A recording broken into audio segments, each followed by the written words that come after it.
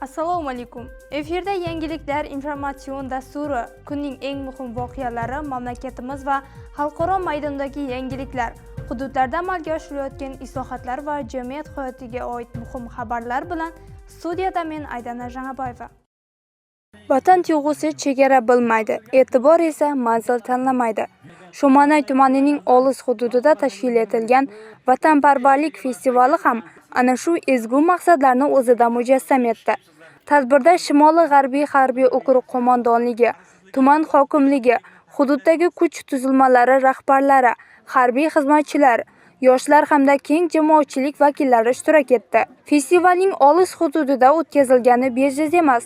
Zero yurtimizning eng chekka hududlarida yashayotgan yoshlarning ham qalbida istiqlolga muhabbat, harbiy xizmatga qiziqish va vatan himoyasidek sharafli burchga daxldorlik tuyg'usini kuchaytirish muhim vazifalardan biridir. Festival doirasida zamonaviy harbiy texnika, qurol aslaha va maxsus vositalar ko'rgazmasi tashkil etildi. Yoshlar harbiy texnikalar bilan yaqindan tanishib, harbiy kasbning mas'uliyati, sharafi va mashaqqatlari haqida tasavvurga ega bo'ldilar. Tadbirning eng qiziqarli lahzalaridan biri qo'l jangi ustalarining mahorat namoyishi bo'ldi.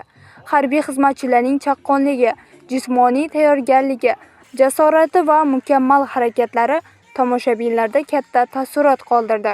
Bu chiqishlar orqali yoshlarga kuch va mahorat bilan bir qatorda iroda, matonat va intizom kabi fazilatlarning ham inson hayotidagi o'rni namoyon etildi. Faxriy qorovul bo'linmasining saf ko'rinishlari esa tadbirga yanada ko'tarinki ruh bag'ishladi. Bir maromdagi harakat, yuksak intizom va harbiycha salobat, bularning barchasi vatanga xizmat qilishdek sharafli burchning mazmun mohiyatini o'zida aks ettirdi. Har bir qadam ortida xalq oldidagi mas'uliyat, vatanga qasamyod va yurt tinchligi uchun fidoyilik mujassam. Festivalning badiiy qismi ham ishtirokchilarga ko'tarinki kayfiyat ulashdi. Tuman va harbiy orkestr jamoalarining vatan, istiqlol va ona yurtni madh etuvchi kuy-qo'shiqlari uzoq hududda yashovchi aholi va yoshlar qalbiga o'zgacha surur olib kirdi. Jarangdor kuylar va vatan madhiyalari ostida mustaqillikning qadr-qimmati, tinch va farovon hayotning ahamiyati yana bir bor namoyon bo'ldi. Darhaqiqat mustaqillik shunchaki sana emas, u xalqimizning o'z taqdirini o'zi belgilash, erkin va farovon hayot qurish imkoniyatidir. Uning qadriga yetish, uni asrab-avaylash va kelajak avlodga munosib yetkazish esa har bir yurtdoshimizning muqaddas burchidir. Mine bugun Shumanay rayoni, Qoraqalpog'iston Respublikasi Shumanay rayoni, Arxabas askariy okrugidan harbiy orkestr, qo'l jangi, faxriy qorovul qo'shinlari birgalikda O'zbekiston Respublikasi xavfsizligining 35 yilini arnab bayram kechasi o'tkazilib o'tirdi. Bunda maqsad shaxs avlodga degan, shaxs avlodning askariy xizmatga degan qiziqishini orttiruv, kelajakda askariy xizmatda o'tib xalqqa xizmat etaman degan yigitlarning madaniy, ruhiy oziq berib o'tish uchun bugun bayram o'tkazilib o'tir. Bayram juda qiziqli o'tkazilib o'tir. Orkestrning bugungi berib o'tirgan konsert bag'darlamasi xalqqa juda qiziqli ham ma'naviy oziq berib o'tir. Bugungi kunda yoshlarni vatanga sadoqatli, jismonan baquvvat va ma'nan yetuk insonlar etib tarbiyalashga qaratilayotgan bunday tadbirlar ayni maqsadga xizmat qilmoqda. Shumanay tumanining olis hududida tashkil etilgan Vatanparvarlik festivali ham yoshlar uchun nafaqat bayram, balki vatan himoyasi, harbiy xizmat va yurt tinchligi kabi tushunchalarni yanada chuqurroq anglash imkonini berdi.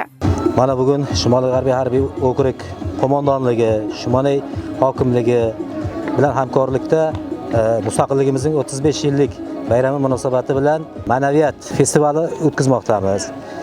Bu festivalni o'tkazishimizdan maqsad yoshlarimizni vatanparvarlik ruhida tarbiyalash va fuqarolarimizga bayramona shukuhni ulashishdan iborat bo'lib, ushbu tadbirimizda harbiy texnika va qurol aslahalar ko'rigi, qo'l jangi va faxriy qorovullarning chiqishlari hamda madaniyat markazi xodimlari va harbiy okrug orkestrlarining kuy va qo'shiqlari bilan fuqarolarimizga bayramona kayfiyat ulashmoqdamiz. Vatan himoyasi sharaf, unga sadoqat burch. Uning tinchligi va taraqqiyotiga hissa qo'shish esa har bir avlodning muqaddas mas'uliyatidir. Mustaqilligimizning 35 yilligi arafasida Shomonaning olis hududida yangragan vatan madhiyalari, harbiy orkestr sadolari va yoshlarning jo'shqin nigohlari bir haqiqatni yana bir bor tasdiqladi. Vatanparvarlik qalbdagi tuyg'u, unga sadoqat esa amaldagi burchdir.